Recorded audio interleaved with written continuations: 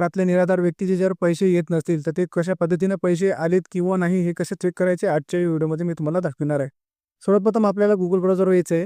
Google ब्राउझरवर आल्यानंतर इथं तुम्हाला सर्च करायचं आहे TSAS.maha-it.org.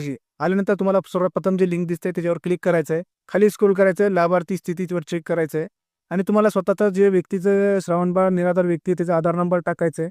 खाली कॅप्चर कोड टाकायचा आहे आणि एंटर बटनावर क्लिक करायचं आहे. ओके. डेस्कटॉपमध्ये जर असताल तर एंटर करा आणि मोबाईलमध्ये जर असाल तर क्लिक करा. ओके. गेट मोबाईल OTPवर क्लिक करायचं आहे. गेट मोबाईलवर OTP क्लिक केल्यानंतर तुम्हाला एक OTP सक्सेसफुली सेंड होऊन जाईल.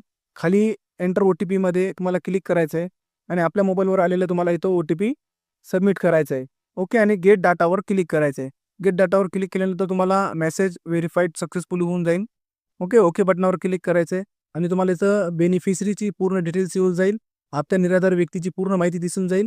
आता इथं फायनान्शियल इयर 24-25 मध्ये आम्हाला किती पैसे आलेत हे सर्व माहिती आपण इथं सर्चवर क्लिक करून पैसे चेक करणार आहे. बघा डिसेंबर महिन्यामध्ये आम्हाला ₹1500 आलेले आहे आणि 25-26 मध्ये आम्ही सर्च करतात तर इथं आम्हाला नो डाटा फाउंड म्हणजे जानेवारीपासून आम्हाला एकही रुपया आलेला नाही. ओके. अशा पद्धतीने आम्ही आपल्या घर बसल्या आपण चेक करू शकतात.